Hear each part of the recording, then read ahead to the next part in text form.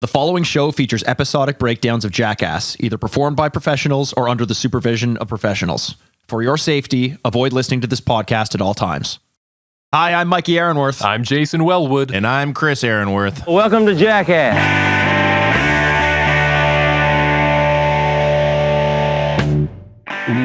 Welcome to Jackast. It's a podcast where we're on a path of destruction through every single episode of Jackass. My name is Mikey Aaronworth, and I'm joined by my lovely co-host, Chris Aaronworth. Right. And Chris, usually we have Jay here, our other co-host, to do part of the introduction, and then I do a different part because I didn't get to say my part. I'm wondering, could you take the mantle and say my portion of the introduction?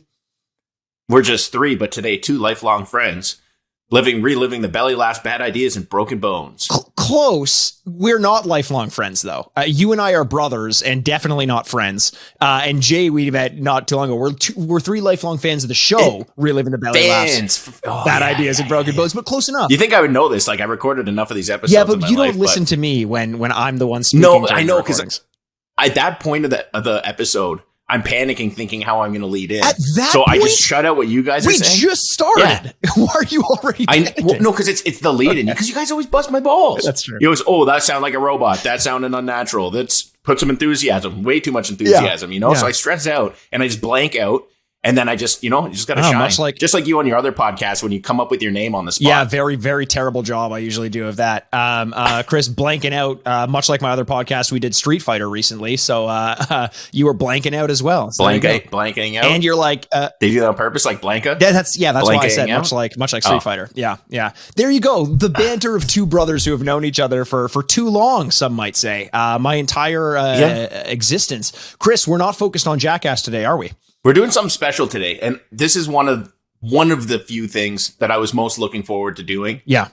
We had to find something without Jay that wasn't going to lead us into a new season, which we were planning on doing of one of the other shows, or we might be doing Haggard soon. So I came up with this idea because it's a quick Haggard, yeah. I know. Well, we got to keep teasing. Yeah. You guys are going to make me watch that fucking piece of shit. So I came up with this idea to do one of my favorite DVDs, SteveO, PCP Saved My Life. Which was actually a bonus included. A bonus DVD. Yes. Yeah. Why don't you tell a little bit of backstory about PCP Save My Life, Chris, before we get into it? Well, in general, SteveO, there was a certain point of his life where he was famous, but he didn't have money yet. Mm-hmm. So he kind of got wrapped up with this guy, Nick Dunlap, and a few other people who was kind of like a promoter / I don't even know exactly what he was. I think SteveO once described him as shady promoter dude. Oh, really? Okay. I would say probably like a producer as well of some sort, because he did some of the filming in here as well. It started off by him booking him for all these tours, which I actually went and saw, this the Out on Bail tour in Toronto, where he basically went on stage with a few of the Jackass guys and just fucked each other up on stage, like a live performance show, which was to this day one of my favorite events I've ever been to. So in the midst of that, I guess while they were on tour, they just started recording a ton of content. And SteveO, if I'm not mistaken, actually said that he basically signed off his rights to all the footage, and for what turned out to be a small amount of money, they sold millions of DVDs, et cetera, et cetera. But this is a bonus feature from one of those DVDs. Yes, there's also a rumor, like Nick Dunlap. This is strange because I probably shouldn't say this because knowing how he ended up. At least in terms of people's perception of him and the rumors or the facts, at least that SteveO says, turns out he's kind of a piece of shit. He took out or tried to take out a life insurance policy on SteveO. I think SteveO sued him. He lost the rights to his videos. That, and the other. Yeah, it's like a big issue with Nick Dunlap. I'm not an expert there, but I kind of liked him. I liked him a lot in all these DVDs. Saying. Right? I liked him. He had such a good energy to vibe with SteveO. Like SteveO just being so high strung, and Nick Dunlap just being kind of like cool, calm, and collected. I'm going to make a reference to the Beat generation of writers in a little bit. The writers which were typically fueled by drugs and antics, the Jack Kerouacs, William S. Burroughs, that sort of thing. Hunter S. Thompson, who's also there, not quite Beat generation. That might be the only one that our audience would actually know. Hunter S. Thompson. Yeah. Hunter S. Thompson would have gotten a lot of his inspiration from the Beat generation. Well, but in fact, he even had a quote opening up this Hunter S. Thompson. He did. And the quote was?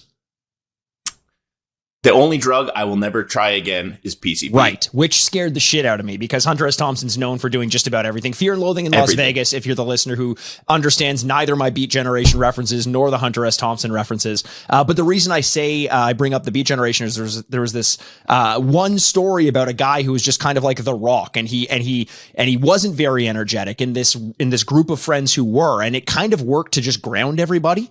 And I felt like Nick had that vibe. But before we get too far into the weeds with Nick Dunlap. Yeah, I have a fact of the day. Oh, great. I was going to ask.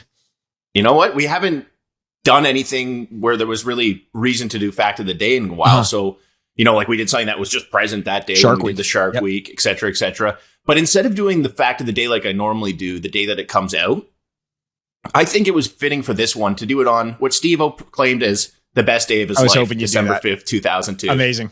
Right? So not much was going on that day. However, actually the premiere of the Two Towers, the Lord of the Rings movie, debuted in New York, which I fucking love. Those movies 100%. Are fantastic.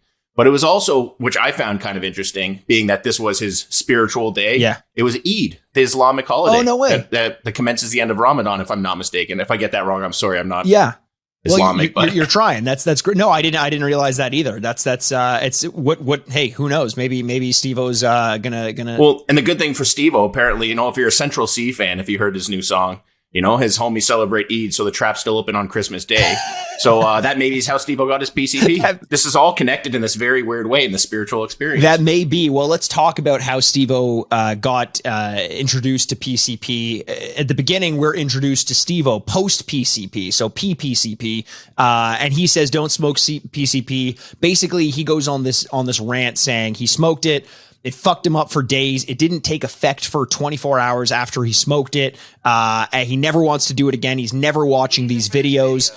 And then he says, and yet, here's the video. But, I mean, this also gives us a little bit of a hint in this rant to who Nick Dunlap was at the time. Because he says, I never signed off on this going out in the DVDs. I didn't want it to go out, and yet it's out now. But then SteveO's asked at the very end of this interview, well, what if it sells a million copies? And he says, well, if it sells a million copies, I'll do PCP again. Fine, which is the most SteveO answer of all time. Well, like for the audience, PCP is literally the scariest drug in terms of mental issues. Like, it's not going to like ruin your life if you do it. And you're not going to be super addicted to it. You probably won't want to do it again, maybe. But it is. I accidentally smoked PCP one time. Shit. Someone, I went to watch a hockey game at a bar, and I was talking to the people beside me. And they want to smoke. They're like, hey, we're smoking a joint. You want to come? I'm like, sure. I went downtown after that. Everything's a little hazy. And then, I came to and basically full-blown PCP psychosis. And it was the scariest thing that I've ever experienced. It was something that I just don't understand why people would want to recreationally do this. There's a rapper that ate his girlfriend. Whoa. Because he was high on PCP, Big Lurch. There was a Wu-Tang, I wouldn't say full-blown member, but one of the affiliates who fucking smoked PCP, cut his dick off, and jumped out a balcony window. Jesus. He's alive still, Christ bearer. He has no wiener anymore. So I just don't understand why. It's literally embalming fluid. Did you know that? No, I didn't know that. Yeah.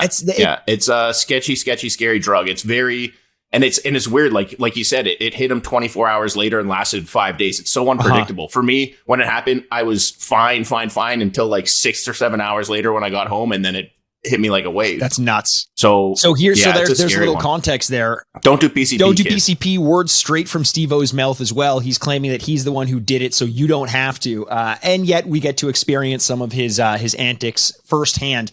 This was something I actually hadn't seen before, and I was happy you suggested it, Chris, because I always had wanted to. I had seen some of SteveO's independent stuff, but let's get into it. We go straight to the title card. It's Hunter S. Thompson's quote: "The only drug I'd never do again is PCP." And then all of a sudden, we're with Nick Dunlap. We're with the crew. We're trying to get a flight out to Maine, but the weather's not great, and a cab won't take them there.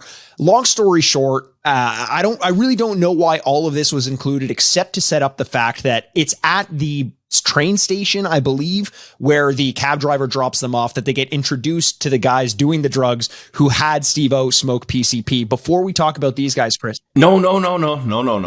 You're mixing that up. He smoked PCP the night before. They were joking about, they said, I got PCP if you want it. So maybe he got some more, but the night before is when he woke up Dunlap in his room. And then came into his own room and was laughing weird. It's like, is this my PCP, my new laugh? He was like, I thought that was... So then they had to wake up the next day. I thought that was like a Tarantino thing, like showing some of the after effects afterwards. Unless maybe unless I'm dumb, but I'm like 95% sure. So he was high on PCP. Like he woke up the day after he smoked PCP and then finds himself stuck in an airport, then in the back of a cab, and then at a train station. And I was like, how is this guy so chill about everything? He's just like accepting what's happening to him at that moment. I thought all that was SteveO's doing is napping, and they're waking him up. Like he had such superpower, star power vibes in this. They just like wake him up. They're like, SteveO, it's time to go. Like even when they're in the cab, they agree. A cab driver agrees to drive them to Maine from New York, it seems. And at that point, he says, the cab driver's like, oh shit, no, I miscalculated. Sorry, I can't drive you there. And he drops him off at the train station. Opens up the trunk. SteveO's sleeping in the fucking trunk of the cab, just like chill as all hell. They give the cab driver $20, and I got a question for you, Chris. Apparently, the cab driver's been driving them around for about 45 minutes. Nick Dunlap gives him $20 because the guy's like, "Well, I can't do it. I didn't ask you for enough money, and the weather's too bad." Do you think he overpaid for the $20? Didn't give him enough, or shouldn't have given him anything? I was thinking about that. You know what? Like the guy's trying to feed his family. He's out in the snow. But he also did lie on the price, gets people involved. I can see myself being really pissed. The other day I ordered pizza. They said, how are you paying? I said, cash. Yeah. I came down with cash, and the guy said he didn't have any change. And they also waited till, like, you could tell, like, it was like before an hour before the store was closing. So they waited until they closed and lock up. So everything was cold. The guy had no change. He didn't have a receipt. And I'm like, I could pay debit. Just how much is it? He's like, oh, you don't know? And I'm like, this isn't my fucking responsibility, bud. And like, I always tip people really well and take care of people. And in that moment, I lost my shit. Like, I was just like, you know what, fuck, like, I'm not paying you anything. Man. Take your fucking pizzas. And he's like, no, you could take them, whatever. I ended up giving the guy still $20. I'm like, you could sort out the rest, man. This isn't my fucking problem. You don't even know how much it is. So I guess I probably would have gave the cabbie a little bit more, because I paid pretty close to the actual cost of what it was, just a little bit less to prove a point. I think I would have reluctantly given the $20, but I think he would have been in his rights to not give him anything at all. There was an agreed upon transaction. Yeah. It didn't come through for either of them. I don't think he owes him anything. But let's not focus on that anymore. Let's focus on SteveO smoking. And this is why I thought that they had the PCP, the guys who give SteveO the weed here. It's because they say I'm about to get this white boy fucked up or something along those lines. And I'm like, oh, it seems like they know something he doesn't. However, I think Nick does also smoke that weed. So thinking back, there's a decent chance that the PCP wasn't in there. And they also didn't say we're about to get this white boy fucked up. They said we're about to fuck up this white boy instead of like joking around like we're going to beat him up. That's what I got out of it. Maybe. I mean, you know what? Because remember, he was hitting the joint. He's like, pass it back. Like, you know, I said, like, you know, I'm not joking around. Pass it back. He's like hitting it. And that's just the kind of culture back then. That's the culture back then. But this also feels like indicative of what this DVD special is all about. It's all over the place. It's kind of tough to tell what's going on or what the point of any of it is at any point in time. So it's this kind of works as an introduction, even though it wasn't planned, that you wouldn't really have a clue what was going on at this point in time. Man, seeing those guys and just seeing how they were dressed. Yeah. It just like brought me back to a better time in life. You know what I mean? Like, I love that era.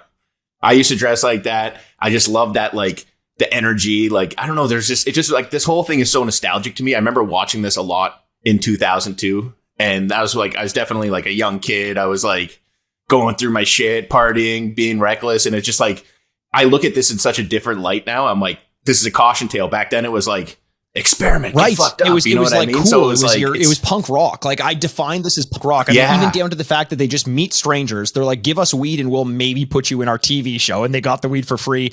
So they go out into these strangers' car. They do donuts in the parking lot. SteveO jumps onto the hood of their car and jumps off and hits a little bit of snow and a lot of concrete and twists his ankle up a little bit. The guy's driving, like, that motherfucker just jumped out of the car. They're like tripping out, man. They just smoke joint, and this fucking famous person jumps out of their sunroof, like in the middle of a snowstorm. I'm on board with this. Like, I like the vibe. I don't know where we're heading, but I like it a lot. I was assuming that at this point, maybe he's on the PCP. Maybe that's why he's not feeling as much pain as he should have. But then we get a little title screen, and it's 12 hours after smoking the PCP. Maybe another reason why I'm kind of thinking that was when they smoked the PCP, because it wasn't like the following or the like a day afterwards, right? Like, this is the title screen that says 12 hours after smoking. Then they're in the van already. Well, we smoked at like 4 a.m. Everybody was sleeping. Okay, so that makes sense. So let's assume that's when it is. Yeah. So 12 hours later, and he's in the van. The takeaway from this is that Nick farted so hard that SteveO vomited I'm pretty sure like his internal, a leftover of food that was in his body. I don't know how so much vomit came out of one person. Nine chicken McNuggets, man. But even still, that's not enough to justify the amount of vomit that comes out of his stomach. That's crazy.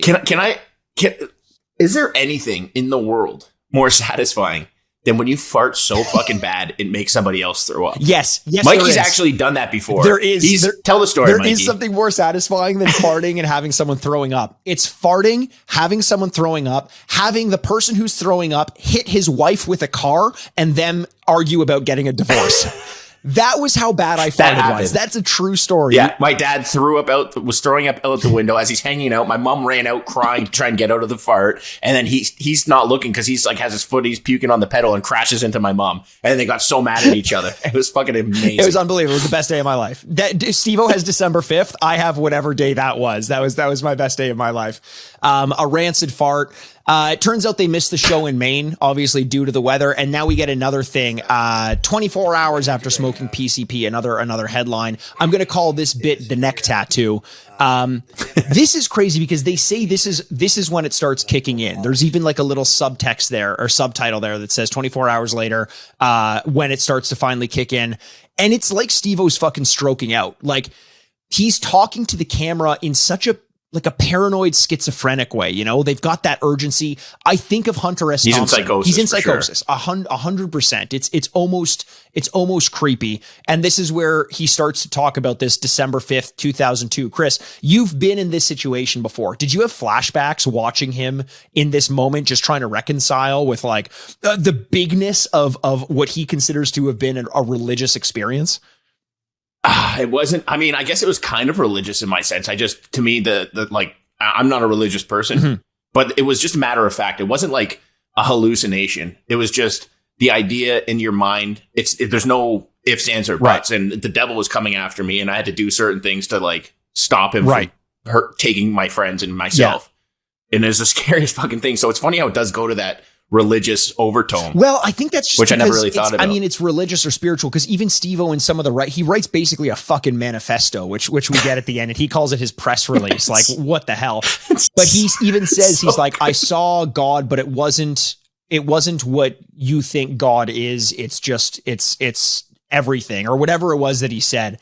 And so of course it's going to be religious because you start to, if you put it this way, if you believe you know an absolute truth about the world that isn't something tangible, like the color of my shirt is blue. Like if you believe you know an absolute truth, you believe that to be a spiritual experience or a religious experience. And that's just the only way our minds can wrap our heads around what we're going through. I tried to wrap my head around what we were going through over the course of this night. He's got his friend Corolla, who he's now saying isn't he's Corolla. Awesome, man. Like SteveO can't remember his name and is still calling him his name. He calls him over to tell him the story of how he's going to get his neck tattoo. What did you think about his plan to determine where his neck tattoo is going to be? It was so it makes sense because it's like, if I do ever have to dress up and be professional, it will cover that area. So what he basically does is he takes a dress shirt that he spent $70 on. He was kind of upset about, and is trying to get a pen to draw the line across the top. So he knows where the tattoo needs to stop. He wanted to get PCP Saved My Life tattooed on his neck. And as he's going through this, he can't get a pen. Corolla, he calls him Corolla because he loves Corolla because Corolla will do whatever he wants, as he self-proclaims. Because Corolla was around in all these tours. I think he's one of maybe Nick Dunlap's buddies, and he's actually graded out on bail and some of the other DVDs. But he comes in, they try and get a pen.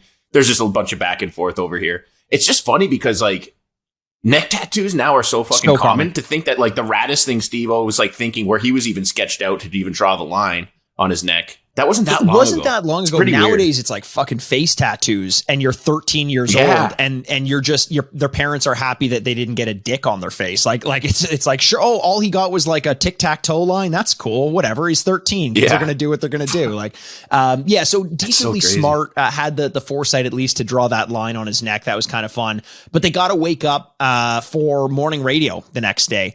And this is when the vibe of SteveO starts to like anger me a little bit. Like it was hard to watch at a certain point. I've been in this situation where the person is just so fucked up that they think they're stone sober and they just start taking control and like acting like experts at everything.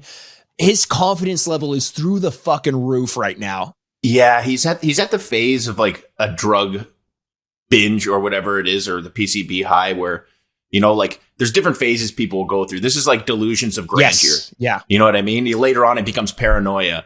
Then it comes happy lovey-dovey. But he's at the stage right now where he thinks he knows exactly the way the world works. He thinks he is the rightest person alive, and he thinks that he could solve all problems, and he has like he's figured out the meaning of life almost. Like that's how he's acting. And he's acting like I know he's done a lot of interviews at this point. He's got a lot of acclaim, but the way he's talking to the radio people, like, no, we're just gonna figure it out as we go. We're just gonna do this. Oh, and then they're like, oh, we'll get going. How are you feeling? It's like, oh, I'm good. I'll be feeling better when I know that this is all over. Like, let's get it done. Let's get it started. Like he's just acting like the toughest shit in the world, but it's coming from a place, it doesn't even seem like he necessarily believes it. It's like he knows that someone in that position, in order to be cool, is supposed to act that way. And it's right here that he starts to get like hyper focus on coolness. Like he calls himself cooler than Jesus. Like he thinks everything is like, was Jesus cool? I don't think, I mean, he had those fucking sick ass dick bones. Those are pretty cool. Like Jesus is in shape. He does CrossFit. Oh, the V. Oh my God. Jesus does CrossFit.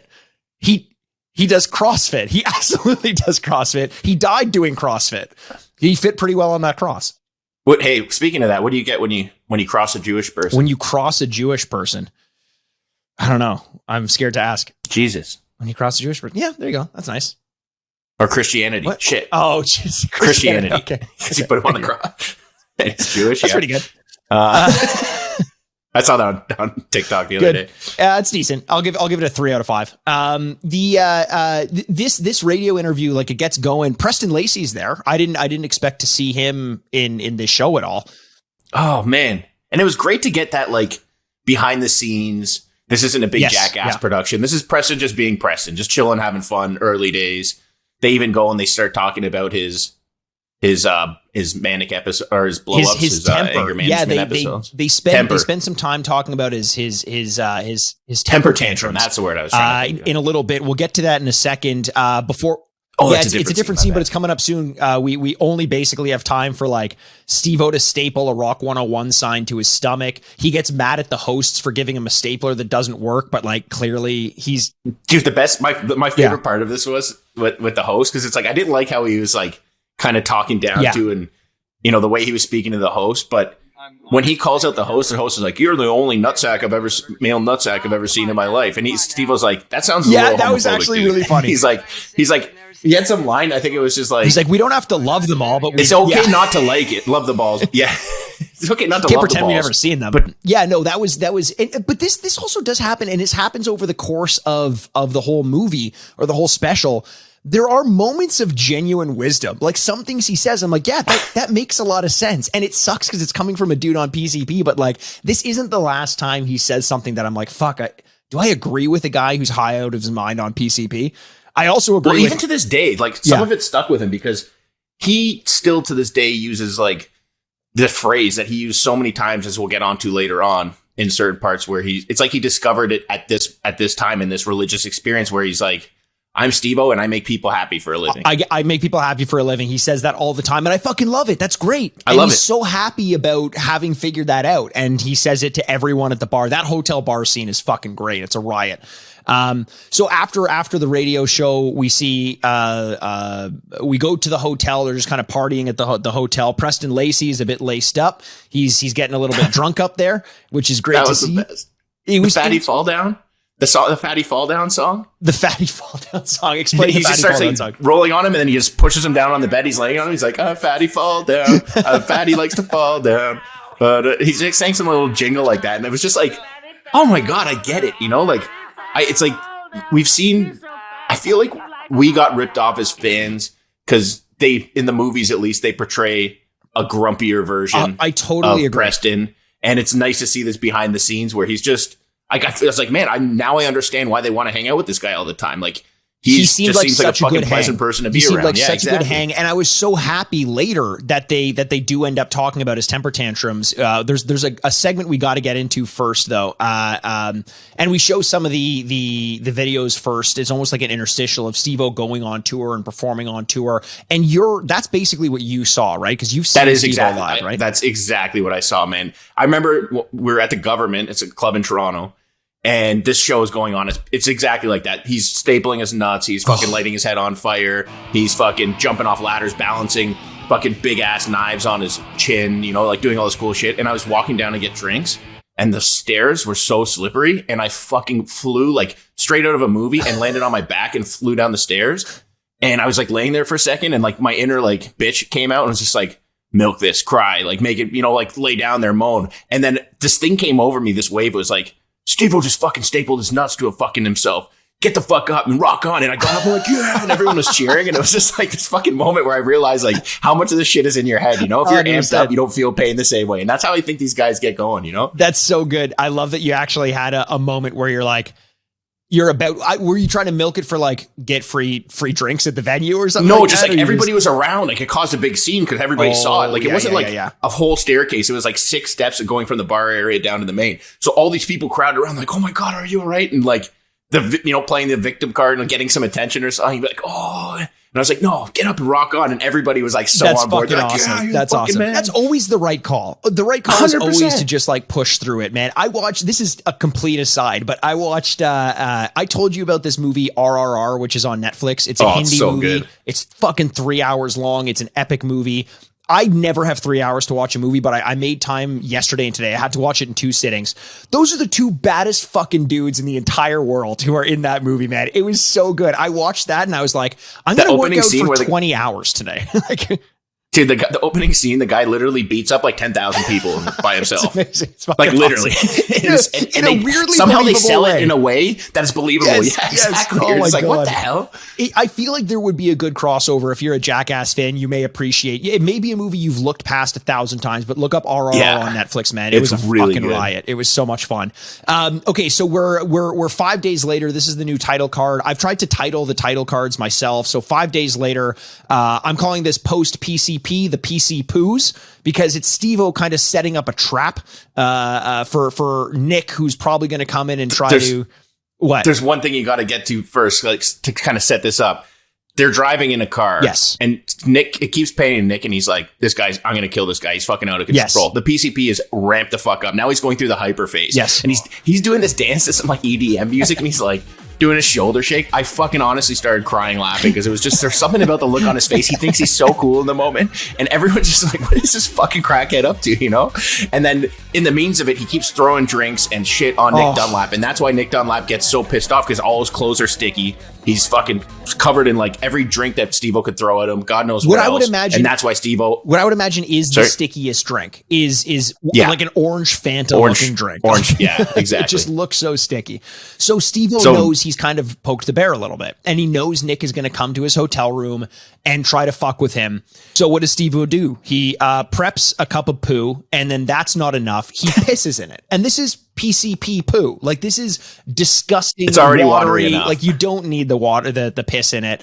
And you get some creative cuts back and forth between Nick being like, this fucking guy, like, I've had it with him, he's on another level. And then a cut to SteveO like, I know he's going to try to fuck with me. I've prepped this thing. It's You got to like really put the exclamation point on this, because this was my favorite part. This was great. Thing. They're talking to Nick Dunlap and all this mayhem's going on, and he's like, I'm gonna fucking kill this guy. And then it cuts to the next cut exactly is SteveO in his camera in his room by himself being like, so I'm pretty sure Nick Dunlap's going to kill me tonight. And in the most candid way. And it's funny because it's like, he's reaching the paranoia phase of his high, but he's not. But he also is very justified in doing so. So it's like, that's a dangerous combination. You know? He starts to think that he can predict the future. That's what happens there. But it was great. It was very well cut. You're right. It was like one person saying something, and then someone almost as though they're responding to it, like a talking head thing in a reality TV show. Like, I can't believe Rupert's going to try to vote me off, and then Rupert on Survivor being like, Rupert's like, I'm totally going to try to vote this person off. Yeah, exactly. So 2 hours later, we get what I call PC payback, where Nick Dunlap goes into the room. He does. It's late at night. SteveO's sleeping, which, look, for a paranoid guy who thinks someone's about to come kill him, he sure does nap easy. That's like, when you're in a state of paranoia, how do you fall the fuck asleep? I guess by not sleeping for the previous 3 days. But Nick enters his room very slow. I'm getting serious vibes of the poo smear when Bam smears shit on Ryan Dunn, or Deco smears shit. Yeah. Well, before he goes in the room, he says maybe one of the best visual lines I've ever heard in my entire life. He's like, I'm going to shit in his bag and shake it up like popcorn. Like, you know, when you take the popcorn, you always have to like get the butter from the sides off and it just mixes it all around. And I'm like, how has nobody ever thought about that before? It's so fucking funny. Thing, it's hard not to like Nick. Apart from what he did after it, I've always liked him in all these. He's been great. So he goes in and instead of, pooing in the popcorn bag, he just gets a stool, slowly sets it up right next to SteveO and takes his shit on SteveO. I mean, like, it's something that your mind is never expecting to see. And then you see it happen on video. And I still, it's like I've blanked it out. Like there's something about seeing shit drop from someone's ass and without prosthetics. You don't even see it for yourself. That's the thing. What do you mean? It goes in. It's not like you can watch your own self shit. So you don't think it just plops down like that, right? Like, yeah, I kind of had this feeling like it floats down like a feather from Super Mario. Right? It just like kind of goes to the ground. Or just like goes into the toilet and just slithers down. It's not like, you just don't expect it to fall like gravity would make it fall naturally. Like it's a very weird, perverse thing to see. Something like that. I don't love watching it, but it was exciting to see. And again, SteveO, he does wake up and he hucks some shit. It gets all like his cup of shit.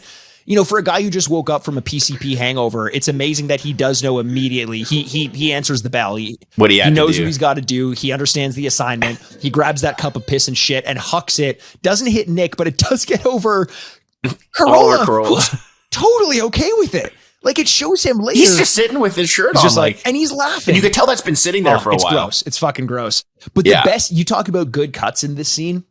My favorite cut is it goes to SteveO right after this, after he like hucks the shit, and it's just a cut to him. He's like, all right, they got me. Well, what are you going to do? Like, he's just like, he did it. He shat on me. I had my plan in place and it didn't work. He shat right on me, right on the bed. A shit for a shat. He calls him up. A shit for a shat. We're even. Like, how is he still like, that's the thing. He's so out of his mind, but also maybe more in tune to his own mind than he's ever been at the same time. Like, it almost surprises me that he's treating this with so much hesitance after the fact. No. I mean, like before the movie, we get that interview where he's like, I never want to do this again. I'm like, it seemed like he was kind of okay for a lot of this ride. I think he was probably just worried about how long it lasted and the fact that he probably was blacked out the whole time, though. That's what it seemed. Because he's like, they want me to sit. They want to film my reaction watching this. Yes. He's like, I'm not going to. I never will watch this. Like, he doesn't. It's like if you had a blackout night before, you do not want to see the footage. It would just the curdling of your stomach when people are telling you things that happen, and even if it's not bad, the fact that you don't remember it feels sickening. It's shame and it's fear and it's what else is hiding in there that I don't remember I did. So SteveO films himself cleaning up this shit off the wall, which thank God he did. That's really nice of him. A guy on PCP. He just smushed around a towel. It did literally nothing. Yeah. If anything, it disguised it a little bit so they don't clean the wall properly for the next guest. Fuck, I didn't even think about that. That's going to suck so bad. That room is just, and it was such a nice room too. What Nick Dunlop did is he took a dump on him while he was in his bed. Yes. Instead of the popcorn shake-up. What would you rather? Be in a hotel bed knowing you're leaving the next day and get physically dumped on, or have a popcorn shake-up in your bag with all your clothes? Here's the thing. The shit didn't land directly on SteveO. And because he rolled into it, though, clearly. That's the thing. He rolls into it. So that makes him the popcorn. And in my mind, that's worse than having it shook up in your bag. Although that'd be tough, man, because how do you get that stuff out? You have to throw I just throw it right away, and then you got to get new clothes, which could be a fun trip to the mall. But it could be a fun trip to the mall. Yeah, you got to explain. It's like shopping for a new first day of school clothes and stuff like that, except you just got them all shat on. Only SteveO can film himself cleaning up shit off of a wall and say into the camera, I'm really cool. He literally says that while cleaning shit off of a wall. Like, he's so focused on the fact that he's cool. So the miracle continues is the next title card. It's PCP plus cocaine. This is when cocaine enters the mix. When he asks for his cocaine, I had the same feeling that I have, like, everyone's been in the room with someone who's who is too drunk, and they've gotten to the point where they don't know how to judge what a good or bad decision is, and they're telling you with all sincerity that they're sober enough to drive. This is the vibe that I had, where he's like, I'm good, I'm great, I've never felt so good in my life, and I haven't even had cocaine left. Imagine how much better I'm going to feel when I have cocaine. I'm going to buy 2 boats. I'm going to put bars on both of those boats. It's going to be fantastic. And he's like again, there were moments in this one, kind of like the radio interview, where I was just cringing so much. Do you have do you have any moments, or was your experience watching him in these moments as cringeworthy as me, or were you kind of just like, those are the fucking days for this guy, man? Like, well, it's funny because I've watched this DVD like 40 times. I used to watch it all the time when I was younger, when I was in that phase where this was just cool. Yeah. Do you know what I mean? Like, as in that young, reckless, like, and I was at the show, you know, the tour. So just that whole idea of this reckless lifestyle, and just the idea of what it would be like to be on a tour like that with your friends, just playing pranks, getting fucked up all the time. Like, it was so romanticized in my head. So I already knew the gist of this DVD. So coming back, watching it now with like a more mature mindset. Sure. It didn't really like make me feel cringe. I just like, yeah, that's what happens. You know, like there's certain, it just, especially also knowing where SteveO is nowadays. You know what I mean? That makes this so much better to watch. Because if this were Bam Margera, I'd be like, I don't know, fucking exactly. know, man. If you've seen people not get out of that situation, like for a lot of people that are, you know, like have addiction issues or something, like they will not get out of it until they've had a bunch of times like this, where they've hit these like rock bottoms, had these terrible experiences. It's like these types of, maybe the spiritual experience planted a seed in his head where he knew he had to get out of this at some point, or he didn't want to be doing that. So, I mean, because we know the story ends up very well, it makes it a lot more digestible to me. If anything, it's footage for him to not want to ever fucking get back into drugs again. 100%. But I always think like the scariest thing, you know, we're on the other side of it. Hopefully he never goes back. I don't think he will. But the scariest thing is and the most impressive thing potentially about where he's at now is, you're in this state when you're like, rock stars get it, artists get it, people like SteveO especially get it, where you're rewarded monetarily, popularity, self-worth. You're rewarded every time you indulge in something like this. So for him to know that and still decide to exit and try to start again sober is so impressive. And it's crazy that he did it. It's very impressive that he did it. And watching this, I'm like, you know, especially because you get a scene later on in this when his sister calls him, because I think it's close to this point. That part hurt me. That part I didn't like. Yeah, that made me cringe. And how much he pushes her away when she tries to help him. And you've heard stories about the Jackass crew trying to help him as well, and how much he resisted it.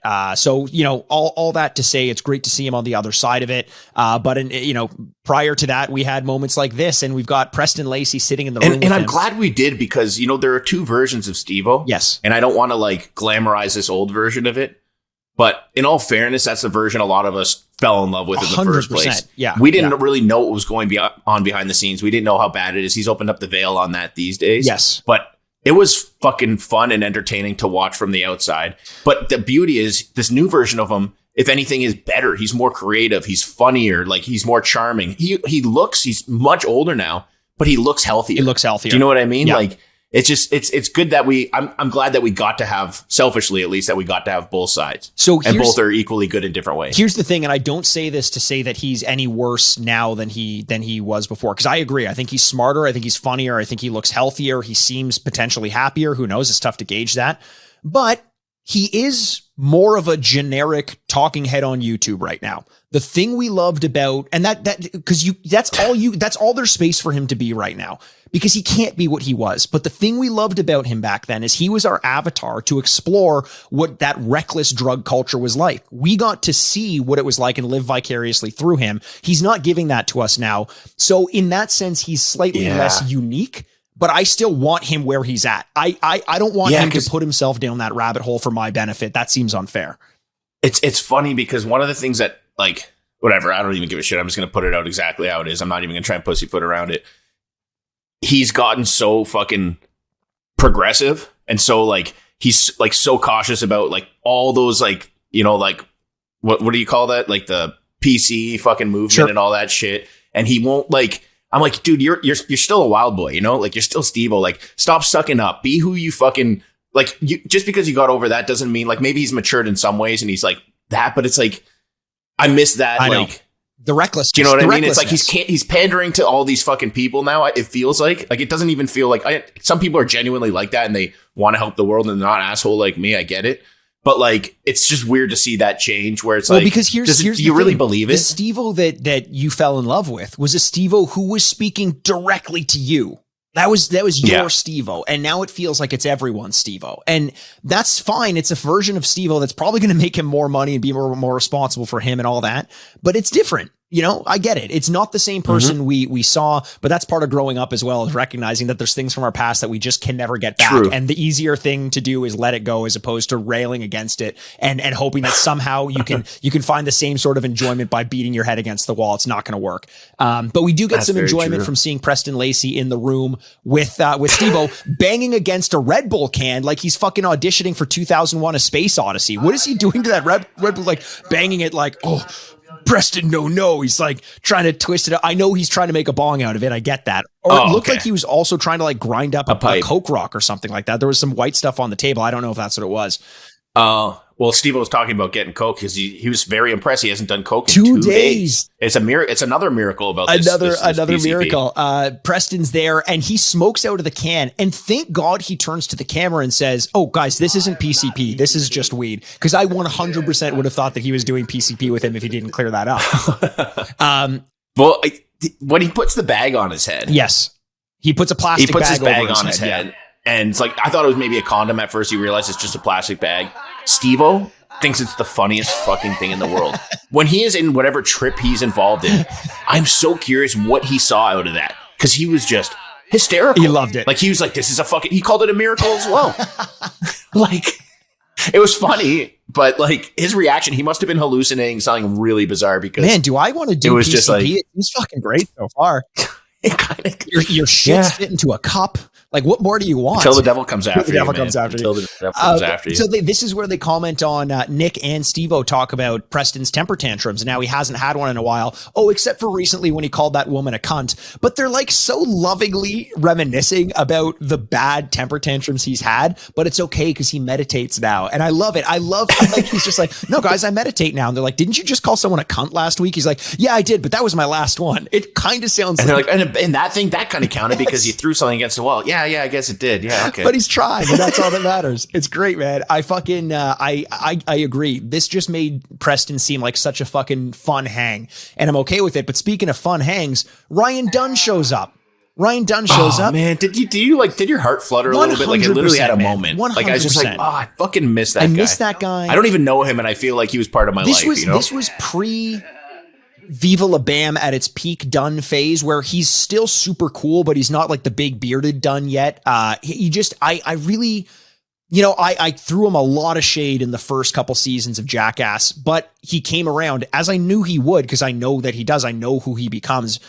It's so good to see him like this, especially in a casual environment. Legitimately, he seems like the best hang in the world. However, I will say this, because of his haircut, I'm changing his name to Sum 40 Dunn, because it's got the spiked hair like the lead singer of Sum 41. I'm sorry, Ryan, but that wasn't your best haircut.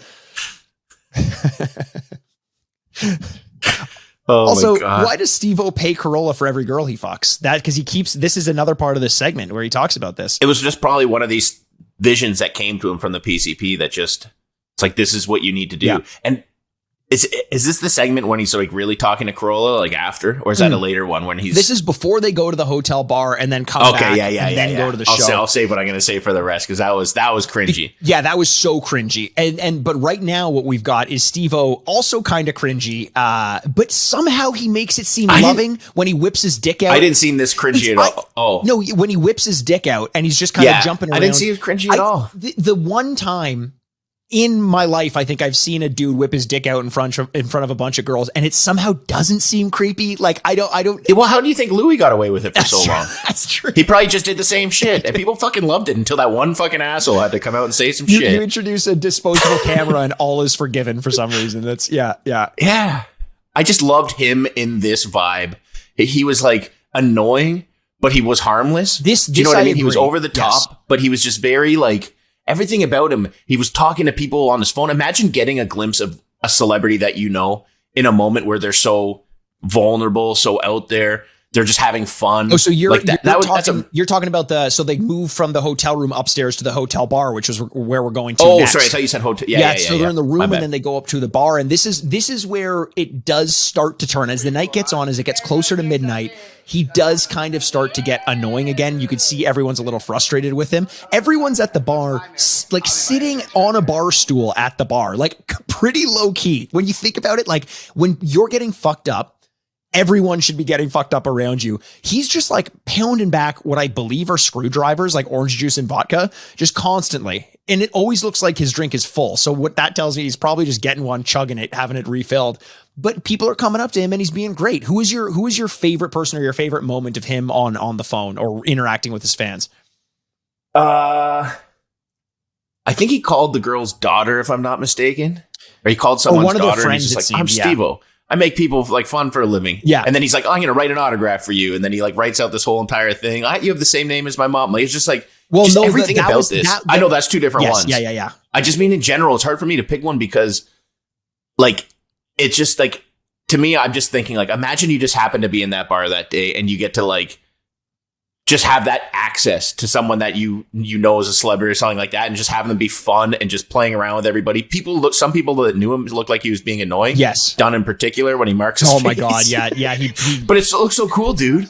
It looks really cool. SteveO attacks him with the Sharpie and then comments on how cool it looks. And Dunn's like, yeah, dude, it's cool. It's a fucking Sharpie. But here's the thing. Dunn makes no effort to wipe it off. So I think he thought it looked cool. It did look cool. It did look cool. It was so cool. It gave him some mysteriousness, you know? He looked like he was going to audition for My scene. Chemical Romance. I love this scene as well. The one person that I liked the best, and then I started to feel really bad, is the 37-year-old who comes up to him and says, I bet you I'm the only 37-year-old who's asking for your autograph. And you and I are knocking on the door of 37. We would ask him for his autograph. And now I'm like, fuck, we are. Shit. Yeah. And he says, he's like, no, of course. Like everyone, I've had 37-year-olds asking for my autograph before. And she's like, really? He's like, not really, but it's whatever. And I was like, oh, fuck. Oh, shit. What are we doing? We podcast about the guy and we're knocking on the door of 37. Like, what the fuck is happening here? Times are changing. And also his fans are aging. We were all of a certain age. That's true. He's also older than 37 now too. So what the fuck? We can't be embarrassed about that. Yeah, Mikey. You almost got me down a dark hole there for a second. I just pulled us right out. Pulled us right out. Call me the PCP of this relationship. It's a miracle. That was a miracle, Mikey. I'll look forward to your manifesto in a little bit. The last thing I want to say is everything I said about him whipping out his dick and it not being uncomfortable was taken away when he's explaining to the girl that he wants to take a picture of himself coming so that she can use it later. That I felt uncomfortable during that moment. Did you? To me, I was like, man, honestly, that's like Casanova type material right there. He had shut the fuck up. I swear, I'm like, that is so slick. Like you could tell she was like apprehensive, but like that seed was planted in her head. She was thinking about jerking off to his cum shot later on, or like fingering herself or whatever. And and then they shook on it, and I bet you he did something like that. I bet you he did it, whether she liked it or she not. Was about it, man. That's what. No, she you could see her turning. I think it was charming in a gross, over the top, overt way, and I think that's so charming. Some of the best effects. Charming. I mean, that's charming. The way that oh fuck. Speaking of RRR again, that movie, the way like there's a love interest, and the way they get her attention is by popping her tires in her car so that she stops on the side of the road, and they treat it like it's the most romantic thing in the world. And I'm like, what the fuck am I watching here? That was so fucked up. But yeah, that's Hollywood has a different interpretation of what romantic is, I guess. We get another title card 15 minutes later. This is back in the hotel room, Chris, and this is the moment that you thought was cringeworthy. This is where he's speaking directly to Corolla. Why don't you tell us what you thought about this one? Well, he's talking to Corolla, and again, he's talking about how cool he is and this and that. But the thing that really got to me is he's bringing up the money for the sex bet thing that he said it'd give him $1,000 every day, and he's just like, But it starts off not like in his mind he's not trying to be an asshole. That's the thing. But it just came across terribly. He's like, and I said, you get laid for every single girl you have sex with tonight. And, we're both really cool guys. You're a really cool guy, so I expect that to be a lot of girls. He's like, and tomorrow you're going to wake up with the most money you've ever had in your entire life. Yes. I'm like, how many girls do you think you could possibly fuck in one night when it's this late? Like, 3 or 4 would be like a fucking the greatest night ever. Like you're telling me this guy's $4,000 the most he's ever had in his entire life, and he keeps saying that, and I'm like, oh, fucking. It was like that's cringeworthy to me. It was when an overly inebriated person in any whether it's drinking, whether it's Coke, especially Coke, PCP, maybe, I don't know if I've interacted with PCP, when they start to get sincere on you. Like a millisecond after they get that sincere face and they say, no, seriously, I'm already like, when is this going to be over? Can this end right now? I am over it. I don't want to be talking to you about this. And then every time he tries to say something, SteveO's, every time Corolla tries to say something, SteveO's like, no, listen to me. I'm like, hey, dude, you're not the one in control here. Like that would drive me fucking bonkers. Unless he said, but by the way, I'll give you $1,000 for everyone you sleep with. Cause, then I'd try to cash in if I could, and probably just masturbate and go to bed if I'm being honest, but whatever. Money's only worth so much. And to be honest, whenever an inebriated person does try to get sincere on me, it usually ends with them storming off and crying, which SteveO does. He just like a switch flips and he's like, and I did this for my mom. Starts and they just cut away. I'm like, did I see that right? Or did like that? I just misinterpreted that. But yeah, crying. Definitely. Yeah. Sad what happened to his mom. Of course, the aneurysm. Yeah. And we find out about that later at the restaurant, which is the next scene when SteveO. It seems like, again, this is around the time when he's solidified, I make people happy for a living, because he's saying this again at the restaurant and he's reading off this. What do you call it, Chris? Is it a manifesto? I call it a manifesto. Press release? It is a manifesto. He called it his official press release. Official press release. And he's reading it off of a fucking menu. He's reading it off of a menu, which, okay, so here's my question, because he said he wrote it down. I think he had a piece of paper on the menu, like just to like prop it up. No, because he flips the menu and there's another menu underneath it. But my question is, does that mean he had the manifesto figured out in his head and wrote it down verbatim again? Because what he reads is different from the manifesto that plays on the end scroll. Slightly. So does that mean he almost got it completely right? Like he almost nailed it? Fuck, I gotta go back and rewatch that because I didn't pick up on that. But if that's the case, that is fucking. Maybe he was like chanting it like a mantra from the moment he wrote it to the moment. Honestly, he got it out there. Honestly, it could have been that. It could have been that he was just going over it so crazy over again in his head. Like PCP, man, maybe it did save his life. Who the fuck knows? We do know he did end up getting that tattoo on his back. He didn't get it on his neck, but he did get it on his back. And he says, actually, this is going back a little bit, but he's like, yeah, so I've got that to look forward to every time the TCA or TSA, every time I'm traveling, they're going to be checking my bags and looking at that on my backpack. But joke's on them because I don't bring drugs through the airport anymore. Like, which he definitely did. Oh, of course he did. Of course he fucking did. I don't know. This was around the time of when he did the poo condom, so I don't know if it was before or after. Oh, like when he swallowed the weed in Amsterdam, and then that's in the actual main DVD of this bonus content. Man, imagine releasing that DVD. You know he's flagged every time he crosses the border for the rest of his life now. Like the TSA. Well, he was saying it was all in the newspapers and everything like that because he was telling people on stage what happened, and then that's when he got arrested. Fucking hell! Like that's good luck to the rest of your life. There's a weird story about him trying to cross the border and getting flagged for something he didn't do. Chris, you had a passport stolen, and every time you had a passport stolen in Thailand. And it turned out I just kept getting stopped every time. Land, if I'm going across on planes. But I could go anywhere else in the world and it was no problem. Even the States. I was going to the States, not an issue. But when I came back to Canada, and whoever was with me would get stopped. Mikey, the family, I hated my buddies. It was so annoying. And I was getting frustrated. And they wouldn't tell me what it was. And then when we went to England, finally it was better in Canada. But now it got me fucked up in England for some reason. I guess they've never updated it there. And apparently somehow my passport got into like an Iraqi terror, or was it Iraq? I think it was Iraq. A terrorist from Iraq. He's like, because the guy's like, oh, you're also from Iraq? When me and Mikey were sitting in England and we thought he was making a joke. Yeah. I'm like, and he's like, no, seriously, you have an Iraqi passport as well. I'm like, what the fuck are you talking about, man? Yeah. And so we ended up finding out what the issue was. So, but it's crazy. And it just shows like how much you get fucked over every time you want to cross the border when you have one issue. So I can't imagine SteveO's life is any easier at this point. And it didn't seem like his life was going that well. It wasn't that easy when his sister calls him as well, because that's the next interstitial we get. Something that he decided to film himself. Hey, did you notice that? Because it's him filming himself with the camera when he's talking to his sister, and his sister is basically just saying, I'm worried about you, because he called her to tell her that he did PCP. And he's like, this is when he gets that bravado thing that I just did not like about this one, where he's like, fine, you can tell me you're worried, but I'm about to go make a sold out crowd, make millions of dollars for mom. And like, yeah. So if you don't like that, then I'm going to hang up on you. And she's like, hey, listen, I'm just trying to tell you, I'm nervous. I'm just thinking about you. I'm a little worried. He's like, oh, okay, well then fuck it. I guess I just won't go make all this money. And like, that's where he's getting his self-worth. Yeah. I think the trick is like to not look at it as bravado and just understand it's like a symptom of the drugs that he was on at the time. No, but here's course. The thing. I think I think drugs amplify whatever you're feeling, even small little things. So, deep down, I'm not a psychoanalyst or anything, but like, he's feeling finally some form of acceptance. He's feeling some proud of something. So when he's in this delusion of grandeur phase of the drugs, those little things that he valued and he held on to that he was actually proud of himself for, amplified to fucking 10 times. And it comes across as him being a fucking asshole. Yeah, sorry. I'm coming across as an asshole if I'm saying like, I don't like SteveO for saying this. I know that this is the drug talking, but it's just one of those things that I bounced off of a little bit. It's hard to watch someone be like that because it's just cringeworthy. And not in the Office kind of way, not in the British Office or like a Curb Your Enthusiasm kind of way. This is just like real life shit.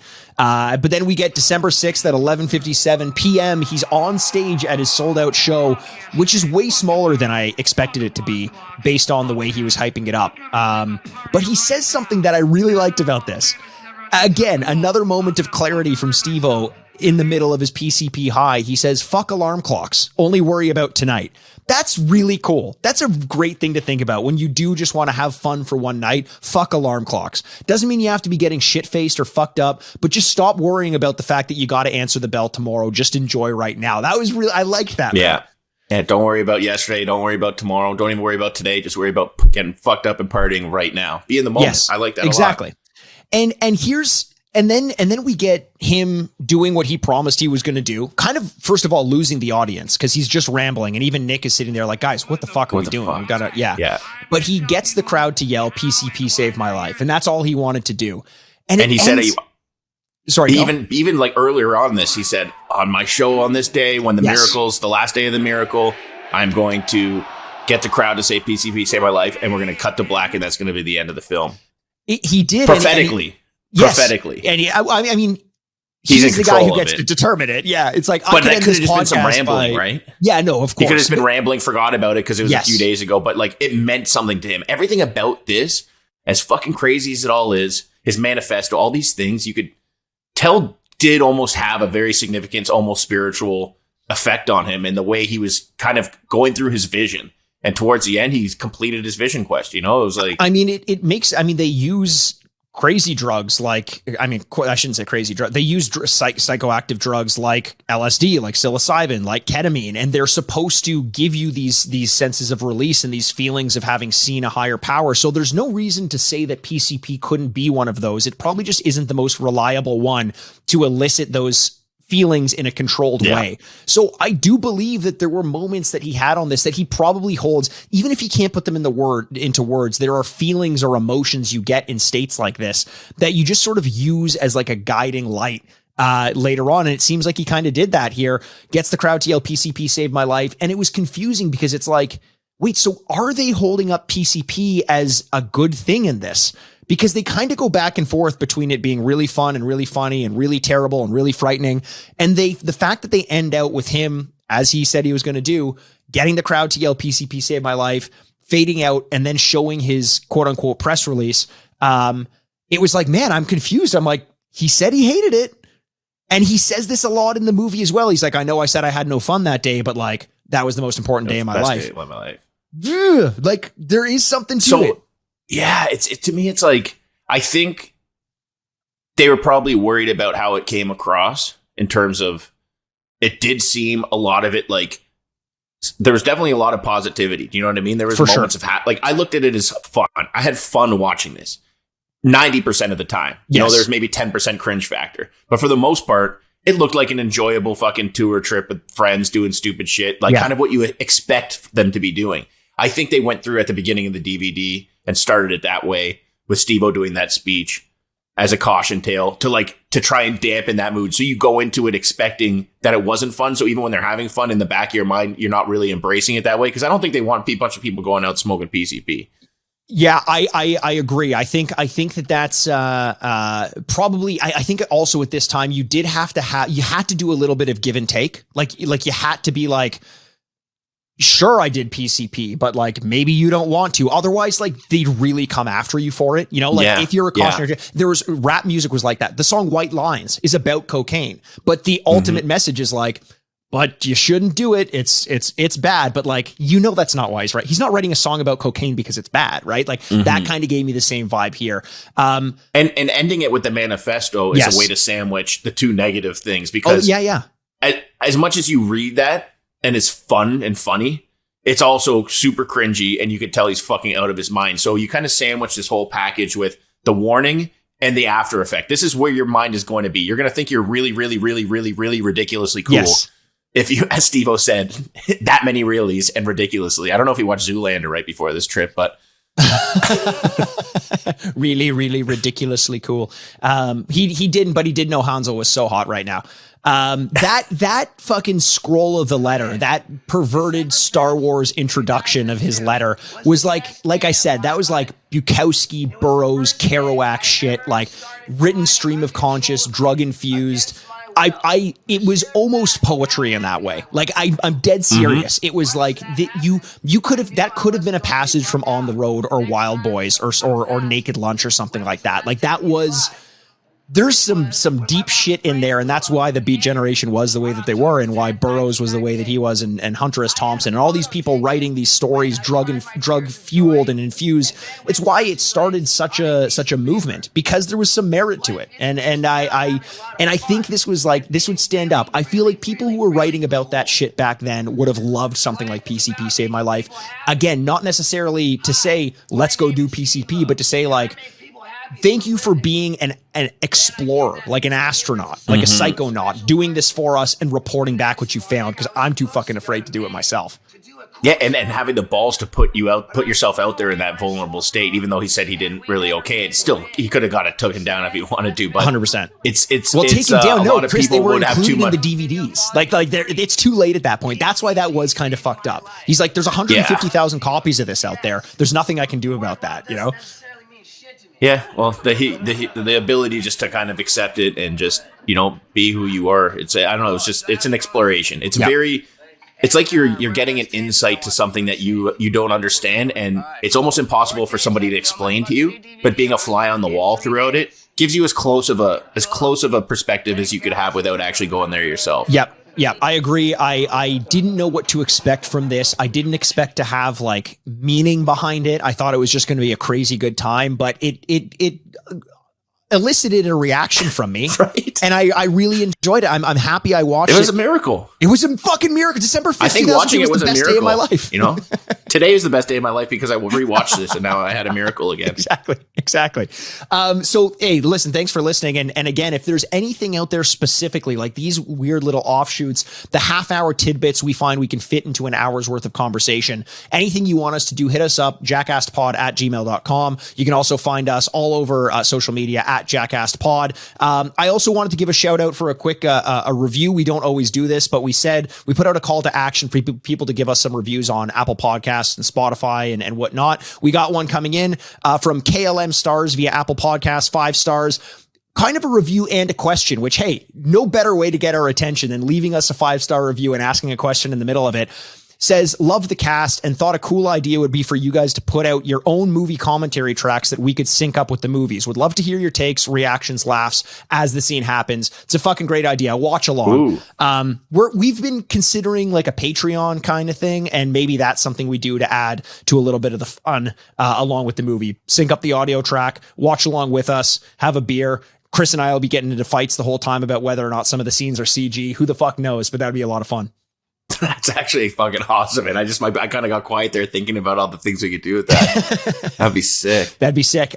Chris, hey, thanks again for taking the time. Sorry, we didn't have Jay with us. He'll be returning next week with a look most likely at Haggard. Guys, we're most likely going to be doing it next week as long as we all have time to watch it. That is our plan. If not, it'll be the following week, but it's coming up fucking soon. So hold your nuts.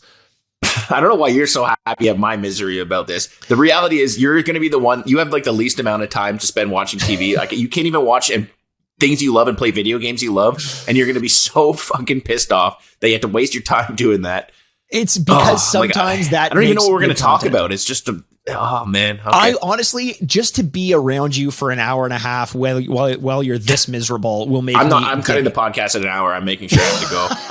Fine, Fuck that, man. My camera will fall down again magically. Yeah. My exactly. computer will stop working again. Yeah, we may have cut that from the episode, but if we did, Chris's whole setup fell in the middle of recording. Thanks so much for joining us, guys. Once again, on behalf of Jason Wellwood, bye. I'm Mikey Aaronworth. Bye, I'm Chris Aaronworth. And this. Bye, I'm Jason Wellwood. No, I already said that. Why are you doing that? Why are you stepping on me? You know what? Because you said on behalf of him, but I always have to do my funny voice for him. Okay, fine. Do the funny voice. And Chris, I'm actually going to throw to you to end it. You want to say my line at the end? Shit, I'm blanking out. Okay, never mind. Okay, I don't remember what it is. You do Jay's and this yours is and then I'll Jackass. do. Okay, well. Well, all right, guys. See you later. Chris, you're the worst. Bye. I'm Mikey Aaronworth, and this has been Jackast.